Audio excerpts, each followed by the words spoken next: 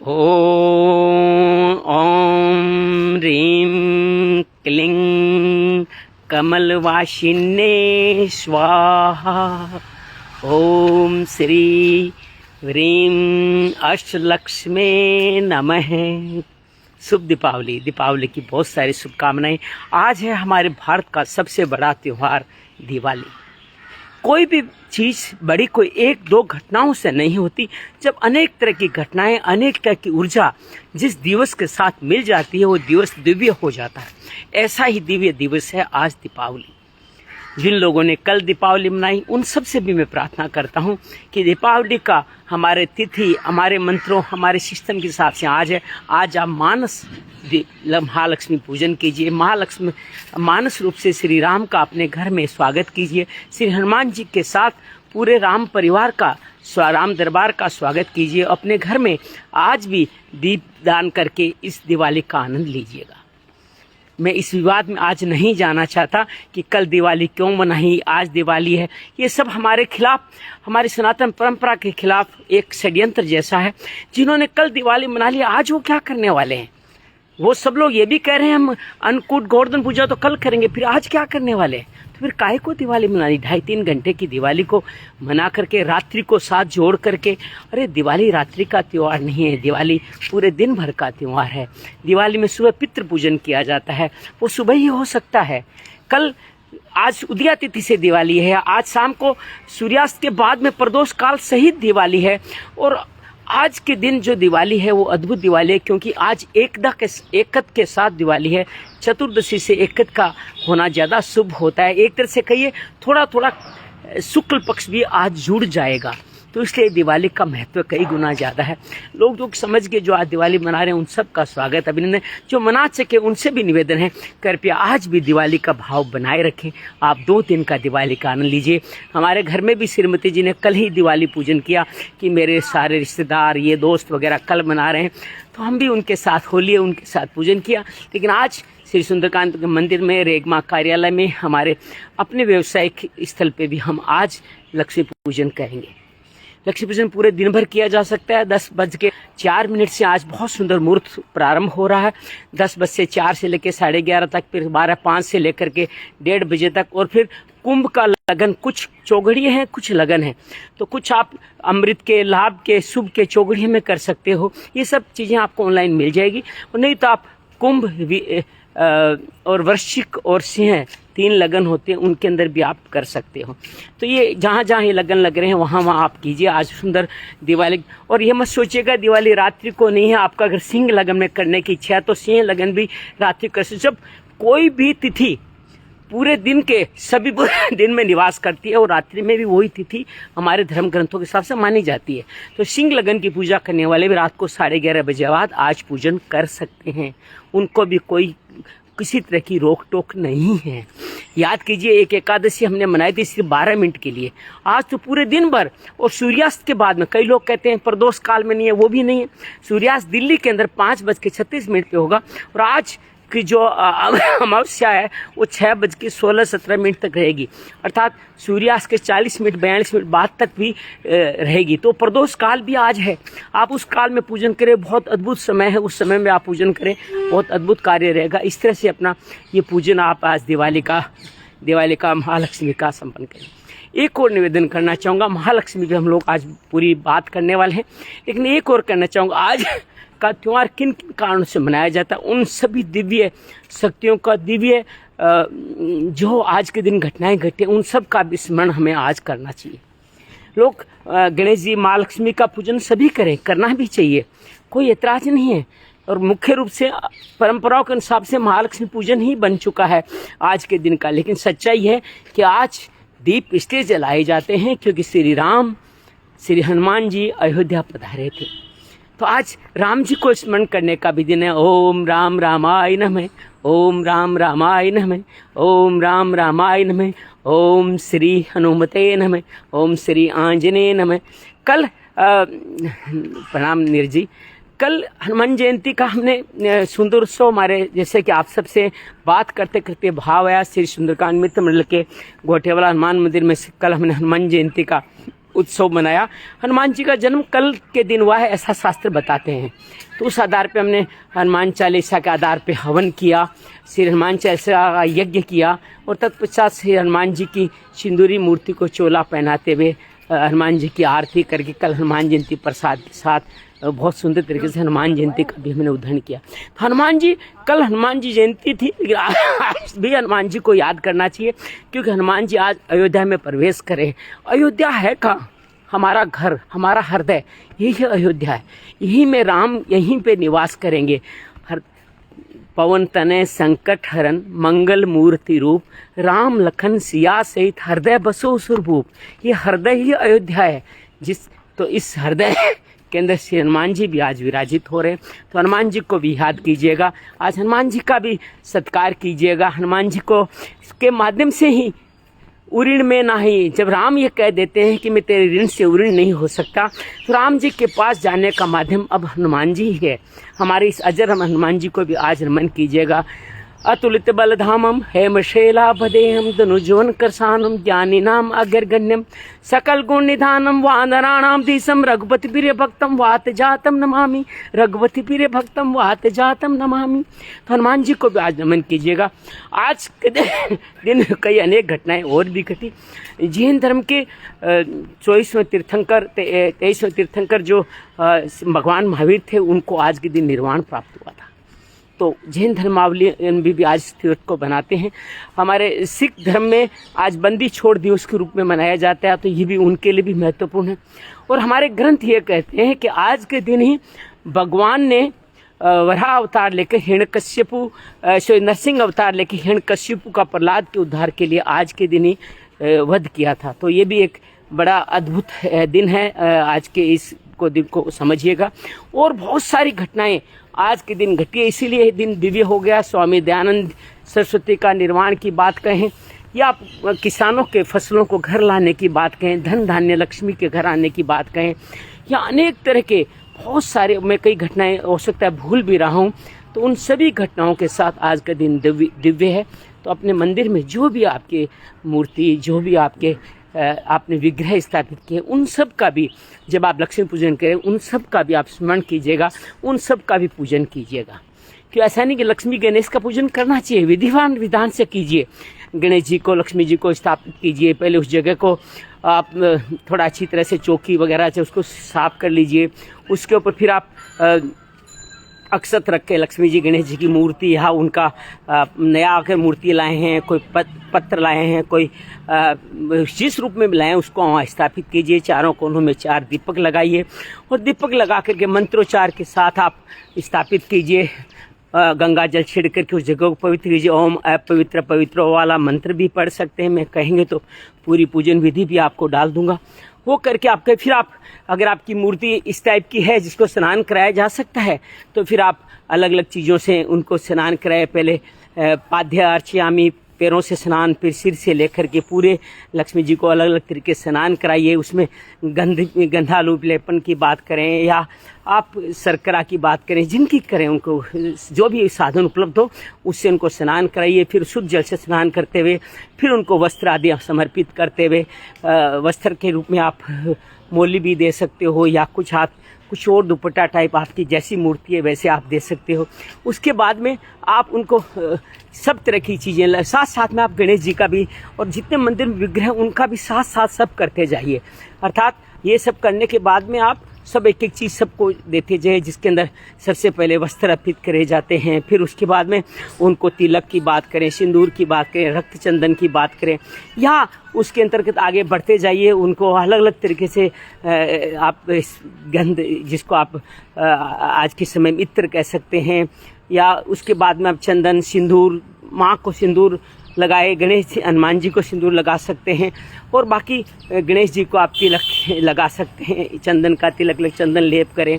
उसको हर एक चीज़ नैवेद्यम, धूपम, दीपम और फलम, पुष्पम सभी कुछ आप समर्पित करते चले जाएं। और सभी समर्पित करने के बाद में तो आप एक पत्ता लेकर के, पान का पत्ता लेके उसमें आप इलायची, लौंग, सुपारी और ये डाल करके भी आप तुंगी फलम संपगे दक्षिणा अर्थात चांदी वगैरह कुछ रखिए, वो भी लक्ष्मी जी को सभी देवताओं को आप समर्पित करते जाएं। ये सब समर्पित करने के बाद में आप थोड़ी देर महालक्ष्मी जी का ध्यान करें। महालक्ष्मी बहुत अद्भुत है। आइए अब बात करते हैं महालक्ष्मी का ध्यान कैसे करें, महालक्ष्मी कितना बड़ा है उसको समझने का प्रयास करें। कहते हैं कि श्रीमद् देवी भागवत के अनुसार ये पूरी सृष्टि पर जगदम्बा प्राअंबा महाभगवती के संकल्प से उत्पन्न हुई।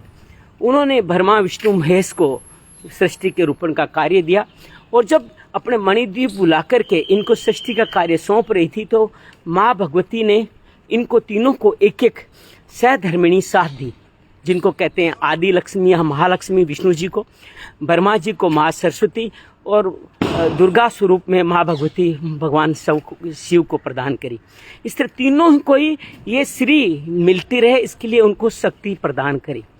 तो ये तीनों लेकर गए, तो वहाँ पे लक्ष्मी का पहला प्रादुर्भाव बताया जाता है किस तरह से महालक्ष्मी का अवतार हुआ, किस तरह महालक्ष्मी माँ भगवती ने दी उनको। कई ग्रंथों में विष्णु के एक राजा के पुत्र की ख्याति नामक राजा के पुत्री के रूप में भी विष्णु का जन्म बताया गया। मुझे लगता है कई जन्म हुए होंगे, उनके अंदर कई जगह लक्ष्मी का जन्म हुआ होगा, उस हिसाब से बताया गया होगा। और एक ये भी कथा आती है कि भगवान विष्णु और शंकर जी को इतना अहंकार हो गया, अहंकार से जनित दुनिया है, वो लोग भी अहंकार से अलग नहीं हो सकते, कि उन्होंने कहा ये करती क्या है, सब कुछ तो हम करते हैं, जबकि वो भूल गए। आज हम पुरुष भी कई बार सोच लेते हैं, हम कमाते हैं, हम घर का संचालन करते हैं। इससे भी संगवानी साहब बहुत सारा आभार है आपका। तो हम सोचते हैं हम ही लोग सब संचालन करते हैं, अपनी ग्रह लक्ष्मी को महत्व नहीं देते। ऐसे ही भगवान विष्णु और शंकर ने भी किया, और वो जो ही ऐसा अनुभव किया उन्होंने कि हम ही सब कुछ हैं, ये हमारी पत्नियां कुछ नहीं है, तुरंत ही दोनों शक्तियां लुप्त हो गई। और कहते हैं कि महालक्ष्मी और महाभगवती के लुप्त होते ही भगवान विष्णु और भगवान शिव की श्री, ये हमारी जो श्री है ना, श्री लक्ष्मी का ही स्वरूप है। श्री तभी रह सकती है जब आपके अंदर लक्ष्मी आपके साथ हो। तो श्री का स्वरूप होते दोनों ही निस्तेज हो गए, दोनों ही डिप्रेशन में आ गए। तो ये घटना बड़ी अद्भुत है। बाद में माँ भगवती ने से प्रार्थना की गई, तो उन्होंने ब्रह्मा जी वगैरह ने प्रार्थना की कि सारे काम रुक गए, तो उन्होंने फिर अलग अलग घटनाओं के माध्यम से उनको लक्ष्मी और भगवती को दोबारा उनको दिया।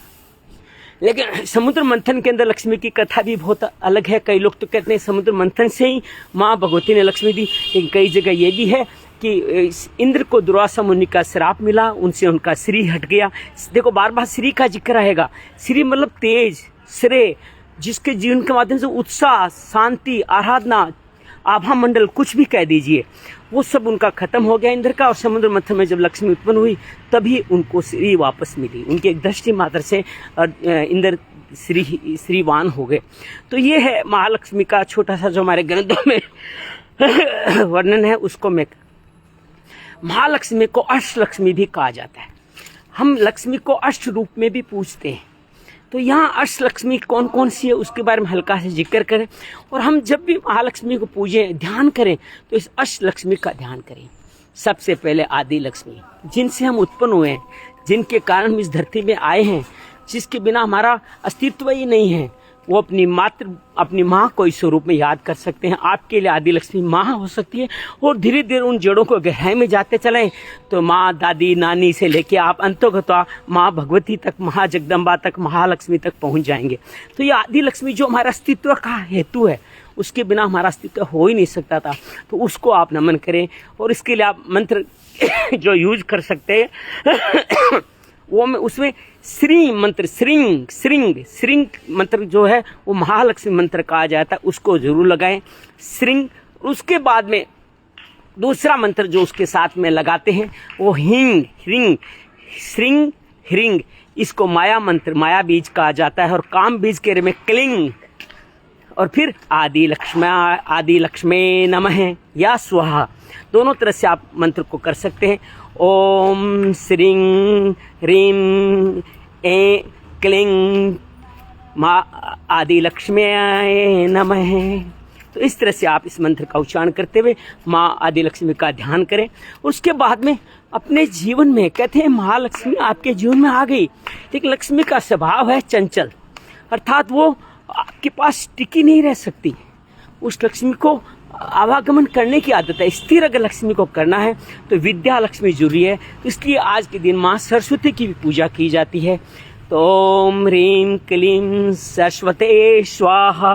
तो माँ सरस्वती की पूजा करें, विद्या होगी तो ये हमारी लक्ष्मी स्थिर हो जाएगी। अर्थात इसका तात्पर्य क्या है, हमारा जो भी धनोपार्जन करें वो सात्विक कर्म के द्वारा, सात्विक साधनों के द्वारा अगर हमारा धनोपार्जन है तो वो धन हमारे अंदर स्थिर रहेगा। तो दूसरी अष्टलक्ष्मी के रूप में विद्या लक्ष्मी का, माँ सरस्वती का पूजन करें। तीसरी जो महालक्ष्मी के बारे में, उसको सामान्य भाषा में हम धन लक्ष्मी भी कह सकते हैं। हम जो भी सात्विक धन की 3 गतियां हम आगे बात कर चुके हैं, या तो भोग करेगा, या नाश होगा, या दान होगा। तो सर्वोत्तम अपने धन का सदुपयोग करें, सात्विक मार्गों से धन को इकट्ठा करें। आप अगर किसी भी तरह से गलत तरीके से धन आपने इकट्ठा कर भी लिया, माँ लक्ष्मी की पुनर्जन्मों की आपकी कृपा से, माता पिता संस्कार से आपको गलत कारणों से धन मिल भी गया, तो धन आपके जीवन में कार्य नहीं करेगा, वो आपकी संतति को मुश्किल में डाल देगा।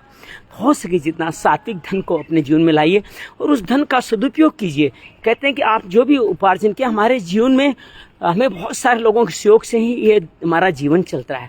उन सब के लिए समाज को, देश को, परिवार को अपने धन का जितना हिस्सा आप दे सकते हैं दीजिए। लोग 10% की बात करते हैं, मैं तो कहता हूँ आपका जीवन यापन जितने से चल जाए उसको छोड़ करके आप सब कुछ समाज को दान कर सकते हैं, समाज को दे सकते हैं। आपका जन्म 1-2 बच्चों के लिए नहीं हुआ, समस्त सृष्टि आप कर्जदार हैं, उस कर्ज को आप दे। तो धन लक्ष्मी आपका सुधन हो, आपकी धन लक्ष्मी, इसी भी धन लक्ष्मी के माध्यम से आप अपने इस धन का विसर्जन करें तो बहुत सुंदर तरीके से काम होगा। तो यहाँ धन लक्ष्मी की तीसरी लक्ष्मी के रूप में प्रार्थना की जाती है।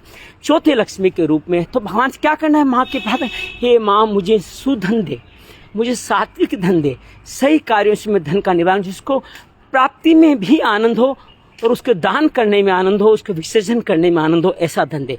चौथी लक्ष्मी धान्य लक्ष्मी कहा जाती है। अर्थात बहुत सारे लोगों के पास धन तो होता है, स्थिर भी धन होता है, कई पीढ़ियों से बना होता है, लेकिन वो फिर भी कुछ खा नहीं पाते। बहुत सारे ऐसे लोगों से आप भी मिलते हैं, जानते हैं, जो बहुत अच्छा काम करते हैं, दान दक्षिणा देते हैं, लेकिन भोजन के अंतर्गत वो लोग ये नहीं खा सकते, वो नहीं खा सकते, डायबिटिक है, लीवर की प्रॉब्लम है, ये सब प्रॉब्लम है। तो भगवान यहाँ से, माँ से आरोग्य की प्रार्थना करें, धान्य लक्ष्मी आरोग्य की प्रार्थना करें कि माँ आप अपने जो भी साधन है उसमें आरोग्य रूप में हमारे जीवन में निवास करें। तो आप सब कुछ खा सकें, आप जो भी समय के अनुसार जो अनुकूल भोजन है वो सात्विक भोजन आप कर सकें, वो सात्विक भोजन आपको मिलता रहे। ये अरबपति खरबपति होकर के बहुत सारा पैसा कमा करके भी धान्य लक्ष्मी नहीं मिलती, अर्थात न आरोग्य मिलता है न भोजन मिलता है। तो चौथी है धान्य लक्ष्मी। पांचवी जिस लक्ष्मी का हम लोग आज जिक्र करने वाले हैं वो पांचवी लक्ष्मी बड़ी अद्भुत है। उस लक्ष्मी को कहा गया है धैर्य लक्ष्मी। अर्थात जीवन में हम बहुत सारे, विशेष तौर जिन्होंने पैसा कमा चुका, स्थिर भी है, धन्य उनको भय बना रहता है कि लक्ष्मी मेरे से चली तो नहीं जाएगी, ये लक्ष्मी कितनी पीढ़ियों तक मेरे साथ रहेगी। आप अपनी 7 पीढ़ियों की लक्ष्मी को स्थित करना चाहता है, इस तरह के जब भय बना रहता है तो कहते हैं धैर्य लक्ष्मी बहुत काम आती है। आप धीरज धारण करें। मैं अगर सत्य मार्ग पे चलता जा रहा हूँ, मेरे बच्चों को अच्छे संस्कार दिए हैं, तो लक्ष्मी उन तक भी आगे बढ़ती चली जाएगी, वो भी जीवन का उनका हिस्सा बनता चला जाएगा। तो धैर्य लक्ष्मी की भगवान से प्रार्थना करें, ये धीरज धारण करके इस जीवन को आगे बढ़ाए। शंकर स्वागत है आपका, दिवाली का प्रणाम शंकर आपको भी। तो ये थी धैर्य लक्ष्मी। उसके बाद में आती है विजय लक्ष्मी। जीवन में धीरज भी है, लेकिन फिर भी जीवन में सत्य मार्गों से श्री हासिल कर सके। हर व्यक्ति के साथ धन की यहाँ विजय की बात नहीं हो रही है। जहाँ भी आप, जो भी समाज, जहाँ भी आप जीवन वहन कर रहे हो, वहाँ पे आपकी कीर्ति का, आपकी श्री का गुणगान हो, तो ये विजय लक्ष्मी कही जाती है। आप जीवन के हर झंझावात से विजय पाए। समस्याएं जीवन में आएगी, हर भक्त के जीवन में समस्या आती है, भक्त के जीवन में समस्याएं ज़्यादा आती है कि भगवान उनका कल्याण करना चाहता है। तो उन सभी भक्तों के लिए भी आज का जीवन बहुत महत्वपूर्ण है। वो सभी लोग आज विजय लक्ष्मी की प्रार्थना करें। विजय का तात्पर्य किसी अहंकार से नहीं है। विजय का मतलब है सत्य पे असत्य, असत्य पे सत्य की विजय हो, अंधकार पे रोशनी की विजय हो। तो विजय लक्ष्मी आपके जीवन का बहुत सुंदर तरीके से आपका कार्य कर सकती है। तो हम अष्टधा लक्ष्मी पे बात कर रहे हैं, किस तरह से अष्टधा लक्ष्मी काम करती है। और उसके बाद में एक लक्ष्मी आती है राज लक्ष्मी। अर्थात आपकी लक्ष्मी आपके हृदय में, आपके सामाजिक व्यवहारिक जो भी कार्य कर रहे हैं, उन सब के अंतर्गत ये राजलक्ष्मी आपके जीवन में बनी रहे, अर्थात आपका श्री बना रहे। आप इस लक्ष्मी के माध्यम से अनेक अनेक सेवा कार्य करते हुए अपने परिवार में आपका मैं परिवार की बात करूँ, एक लक्ष्मी बीच में छूट गई, पहले उसका नाम ले लूँ, संतान लक्ष्मी। आज के समय में अपने माँ लक्ष्मी से प्रार्थना करें कि हमारी संतान ऐसी हो जिसको हम लक्ष्मी मान सके, जिसको हम धन मान सके। सुसंतान का होना बहुत बड़ा काम है। आपके पास आदि लक्ष्मी है, धन है, धान्य है, धैर्य है, विजय है, लेकिन अगर संतान आपकी सुधन नहीं है तो विश्वास कीजिएगा ये जीवन आपका इतना आनंददायक नहीं रहेगा। आप कितना ही धन कमा लें, लेकिन अगर संतान में संस्कार नहीं है, संतान आपके इस धन को संभालने लायक नहीं है, तो विश्वास कीजिएगा माँ लक्ष्मी का अपमान होगा और धीरे धीरे वो अपनी गति के अनुसार नाश की तरफ बढ़ती चली जाएगी। तो माँ लक्ष्मी से प्रार्थना करें हमारी सब संतानों में आप उनको भी मेरी तरह उनको भी आशीर्वाद दें, उनको भी श्री मिले, वो भी जीवन में संस्कारों पे चले, जो संस्कार चले उनके ऊपर चले। तो ये संतान लक्ष्मी बात। और 8वीं लक्ष्मी राजलक्ष्मी अब बात करते हैं कि आपके परिवार में, आपके समाज में, सब जगह सबसे पहले आपके परिवार में आपका राज चले। अर्थात राज का तात्पर्य किसी अंकुश लगाना नहीं है, किसी पे कुछ शासन करना नहीं है, बस आपके आभा मंडल में सब सुख से रहे। राम राज्य की भी तो बात करते हैं, राम जी ने कभी किसी के ऊपर शासन नहीं किया, वैसे ही राजलक्ष्मी मिलकर के आपकी श्री को आगे बढ़ाए। तो ये अष्टलक्ष्मी का ध्यान करें, माँ लक्ष्मी से प्रार्थना करें कि माँ लक्ष्मी हमारे घर में विद्यमान रहे और इस तरह से गणेश लक्ष्मी हमेशा घर में विद्यमान रहे, ऐसी हम प्रार्थना करें। और उसके बाद में आप चाहें तो महालक्ष्मी के महामंत्र को आप बोल सकते हैं। तो इसके अंदर कहते हैं 3 मंत्रों का विशेष तौर से मिश्रण किया जाना चाहिए। एक है श्री मंत्र, श्री का मतलब लक्ष्मी होता है, श्रीमती। श्रीमती क्यों कहा गया? जिसकी मति बुद्धि बहुत सुंदर तरीके से कार्य करते हो, सुबुद्धि हो, वो श्रीमती है। जिसका सम्मान सब कोई करते हो वो श्रीमान है। ये सब कैसे होगा? श्री के कारण होगा, अर्थात महालक्ष्मी के कारण होगा। तो ये श्रींग, श्री के साथ अंग यंग अंग लगाते हैं, श्रींग, तो ये होता है श्री मंत्र। उसके बाद में बात करते हैं हम लोग माया मंत्र की। तो माया मंत्र कहते हैं रिंग, रिंग है वह और रिंग, रिंग ये माया मंत्र होता है। और फिर आता है काम मंत्र जिसको कहते हैं क्लिंग। ओम श्रींग रिंग क्लिंग अष्टलक्ष्मी विभक्ति लक्ष्मी नमः या स्वाहा। इन दोनों मंत्रों के साथ मिलकर अष्टलक्ष्मी का नमन करें। और फिर आप चाहें तो महालक्ष्मी का जो महाबीज मंत्र है उसको भी आप नमन कर सकते हैं। वो महालक्ष्मी बीज में पहले ही बोला है, उसी को स्टार्ट हमने उसी से किया था। ओम श्रींग रिंग क्लिंग कमलवासिन्ये स्वाहा। एक बार फिर दोहराऊं, ओम श्रींग रिंग क्लिंग कमलवासिन्ये स्वाहा। तो जब स्वाहा करते हैं तो आप समस्त देवताओं को भी माँ लक्ष्मी को समर्पित कर देते हैं। स्वाहा देवताओं के प्रति हमारा अंशदान जाने की सुंदर प्रक्रिया है। स्वाहा स्वधा, कभी पितरों के लिए स्वाधा और स्वाहा की बात करेंगे। और आज एक और बात कहूँ, जब भी आप पूजन करें, आज सुबह मैंने अपने पितरों का पूजन किया, तो आज की दिवाली के दिन सबसे पहले अपने जिनकी हम संतान हैं, जिनकी दादी दादी नाना नानी जो लक्ष्मी स्वरूपा थी, उन सभी लक्ष्मी स्वरूपों को याद कीजिए। तो पितृ पूजन भी करना चाहिए, सुबह सुबह पितृ पूजन करना चाहिए और शाम को लक्ष्मी पूजन करना चाहिए। तो ये पितृ पूजन भी, हालांकि इसमें नक्षत्रों का पूजन, कलश का पूजन अगर पंडित जी आएंगे तो सब विधि विधान से कराएंगे ही कराएंगे, लेकिन आप अपने घर में करना चाहें, अपने ऑफिस में करना चाहें, स्वयं करना चाहें, तो आपका भाव बहुत महत्वपूर्ण है। अगर पवित्रता के भाव से आप मन के गदगद भाव से करते हैं तो विधि विधान कोई कम ज़्यादा रह जाए तो भी कोई फर्क नहीं पड़ता, कोई मंत्रोच्चारण आप कम कर पाएँ तो कोई फर्क नहीं पड़ता। आपके भाव से बड़ा कोई मंत्र नहीं है। भगवान जी जब अर्पित करेंगे तो महालक्ष्मी हमेशा हमेशा लेके आप साथ रहेगी। अंत में इस महालक्ष्मी से जुड़ी एक अन्य बात, लक्ष्मी आपके पास तभी रहती है जब जहाँ नारायण होते हैं। आप अगर क्षीर सागर का विष्णु भार्या लक्ष्मी का सीन देखें तो भगवान क्षीर सागर पे लेटे हुए हैं, आंखें बंद हैं और लक्ष्मी जी उनके चरण कमल के पास उनके पैर दबा रही है। अर्थात महालक्ष्मी वहीं रहेगी जहाँ नारायण रहेंगे।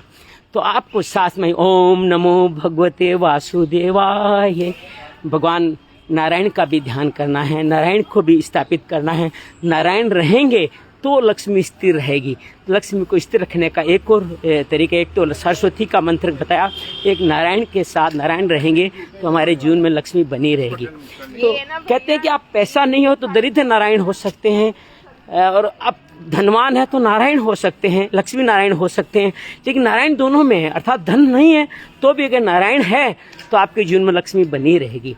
और दरिद्र के घर पे भी लक्ष्मी इसीलिए बनी रहती है क्योंकि वो नारायण का स्वरूप है। और इसी तरह आप अपने नारायण स्वरूप को, लक्ष्मी नारायण स्वरूप को बना रहे हैं। तो जब भी आप अपने घर में नारायण को रखेंगे, लक्ष्मी जी को आपके साथ रहना ही पड़ेगा, वो रहेंगी। एक कथा आप सब जानते हैं कि एक बार विष्णु जी और लक्ष्मी जी में थोड़ा हमारी शिक्षा के लिए एक कहानी है कि विवाद हुआ, कौन श्रेष्ठ है, क्या श्रेष्ठ है। तो कहते आओ प्रतीक्षा कर लेते। नारायण जी कहते हैं मैं श्रेष्ठ हूँ। तो नारायण पहले नारायण जाते हैं एक गांव में, वहाँ के जाकर के एक संत के बेस में आश्रम में या मंदिर में बैठ जाते हैं और बहुत सुंदर सुंदर बातें करते हैं। बहुत सारे लोगों का कल्याण होने लग जाता है कि आओ मैं कथा करना चाहता हूँ।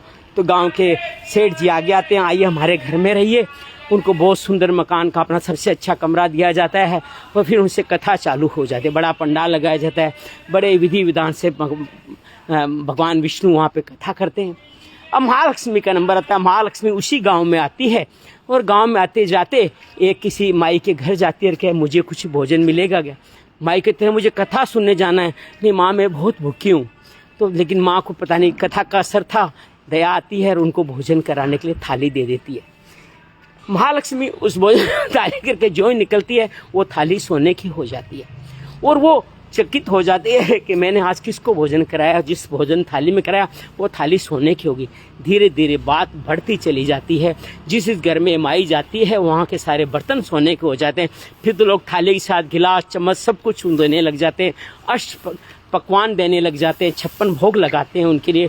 और जहाँ जहाँ जो जो बर्तन हैं वो सारे के सारे बर्तन सोने के होने लग जाते हैं। तो फिर सब लोग चाहते हैं लक्ष्मी उनके घर में रहे। लक्ष्मी कहते हैं हाँ कोई अच्छा घर होगा तो मैं रह भी सकती हूँ। सेठ जी तक ये बात पहुँचती है और सेठ जी कहते हैं मैं यहाँ करा रहा हूँ और यहाँ लक्ष्मी सबके घरों में कर रही है। तो वो लक्ष्मी को अपने घर बुलाते हैं और लक्ष्मी को अपने घर में बहुत सारा भोजन कराते हैं। सारे बर्तन वापस उनके भी सोने के हो जाते हैं। तो लक्ष्मी जी कहते हैं आप मेरे घर में हमेशा ही, आप मेरे घर में रहिए। हाँ मैं रह सकती हूँ, कोई तकलीफ नहीं है। अब उनके घर के सबसे बड़े कमरे में तो नारायण कथावाचक के रूप में रह रहे थे। तो उन्होंने कहा कि मैं तो इस कमरे में रह सकती हूँ जहाँ पे आपके ऑलरेडी संजय है, मैं कहीं और रह जाती हूँ। लेकिन सेठ जी तब तक लक्ष्मी के जाल में मोह माया में आ चुके थे। वो संत जी को जो नारायण स्वरूप है उनको कहते हैं कि आप महाराज यहाँ से थोड़ा मंदिर की तरफ प्रस्थान कीजिए, वहाँ अपनी धर्मशाला में बहुत अच्छी व्यवस्था करा दूंगा। यहाँ हमारी मेहमान और आ गई, एक माता आ गई है, उनको ये आपकी जगह देनी पड़ेगी। तो नारायण मुस्कुराते हुए वहाँ से निकलती है और लक्ष्मी बाहर आती है कि देखा मैंने तुम्हें अपने मैं श्रेष्ठ हूँ, मेरे बिना तुम्हारा जीवन भी नहीं चलेगा। लेकिन विश्वास कीजिएगा ज्यों ही नारायण जाती है वहाँ से आते लक्ष्मी भी तुरंत निकल जाती है। सेठ जी पूछते हैं अब आप क्यों जा रही है। कि साहब जहाँ नारायण नहीं वहाँ लक्ष्मी भी नहीं रह सकती। तो लक्ष्मी को रखना है स्थिर तो नारायण की आराधना, नारायण की उपासना जरूरी है। तो आज लक्ष्मी नारायण की पूजा का दिन है ताकि लक्ष्मी हमारे घर में स्थित रहे। सरस्वती का दिन है, श्री गणेश का दिन है, आज श्री राम का दिन है, श्री हनुमान जी का दिन है। तो ये बहुत सुंदर तरीके से इस दिव्य अवसर को अपने जीवन का हिस्सा बनाइए, बहुत जीवन आनंददायक होगा। आज बड़ा उत्सव का दिन है। ये ऊर्जा, ये उत्साह समस्त सृष्टि को बांटे, अपने मंगल कामना, मंगल भावना हर एक को प्रदान करें। तो विश्वास कीजिएगा बहुत सुंदर तरीके से इस दिवाली का महत्व महोत्सव हमारे जीवन में उतार पाएंगे। एक बार फिर कहूँगा आपने कल भी दिवाली मनाई है, आज भी मनाइएगा। अगर आप पूजन दोबारा नहीं करना चाहें तो मानसिक पूजन अवश्य कीजिएगा। आज दिन के अंदर अष्टलक्ष्मी का ध्यान कीजिएगा और अपने घर में सुधन आए, स्थिर बुद्धि आए, हमारे संतान लक्ष्मी हो, धन धान्य धैर्य विजय राज लक्ष्मी हो, आदि लक्ष्मी हमारे घर में हमेशा नारायण के साथ विराजित रहे। ये प्रार्थना अवश्य कीजिएगा। जो शुभ दिन जिसमें नक्षत्रों का मेल होता है वो शुभ दिन बहुत अद्भुत होते हैं। उन दिनों में की गई कोई भी प्रार्थना आपके जीवन से अलग नहीं होती। तो इस दीपावली की बहुत सारी आपको मंगल कामना देता हूँ। श्री राम आपके यहाँ आपकी आदर्श मर्यादा में, आपकी शुचिता में, आपकी पावनता में हमेशा निवास करे। माँ लक्ष्मी स्थिर लक्ष्मी के रूप में आपके जीवन में संतान लक्ष्मी, अष्ट लक्ष्मी के रूप में, आपके जीवन में संस्कार लक्ष्मी, आरोग्य लक्ष्मी और आपके जीवन में भक्ति लक्ष्मी, सभी रूपों में माँ लक्ष्मी आपके जीवन में विद्यमान रहे। ऐसी में माँ लक्ष्मी से मंगल कामना करता हूँ। आप सबको दीपावली की, दिवाली की, दीप मालिका की, लक्ष्मी पूजन की और श्री राम आगमन की बहुत सारी बधाई देता हूँ। इस साल राम जी के मंदिर अयोध्या जाने का मौका मिला संघ के साथ में, तो अयोध्या में देखा राम जी का कितना सुंदर। अब राम जी पहली बार अपना मंदिर में, तो सोचो आज दीपावली वहाँ कैसी मन रही होगी। आज दीपावली अयोध्या में आज मनाई जा रही है, दीपदान कल से चालू है। और आप सबका बहुत सारा अभिवादन करता हूँ, सबको बहुत सारी दीपावली की शुभकामना देता हूँ। आपको अच्छा लगे तो इस वीडियो को सबके साथ साझा कीजिएगा, कमेंट कीजिएगा, आप अपने सुझाव भी दीजिएगा। दीपावली की बहुत सारी शुभकामनाएं। मंगल हो, मंगल हो, मंगल हो। ओम श्रीं ह्रीं क्लीं कमलावासिने स्वाहा। ओम श्रीं ह्रीं अष्टलक्ष्मे नमः, अष्टलक्ष्मे नमः। पार्थ की तरफ से भी दीपावली की बहुत सारी शुभकामनाएं। मेरा पुत्र पार्थ कल बहुत सारे मंत्रोच्चारण किए, उसके लिए बहुत सारे मंत्रोच्चारण। संतान लक्ष्मी हम पे बनी रहे और ये हमारी संतान इस तरह से सुंदर कार्य कर रही है। बहुत बहुत धन्यवाद, बहुत बहुत आभार। मंगल हो, मंगल हो, मंगल हो।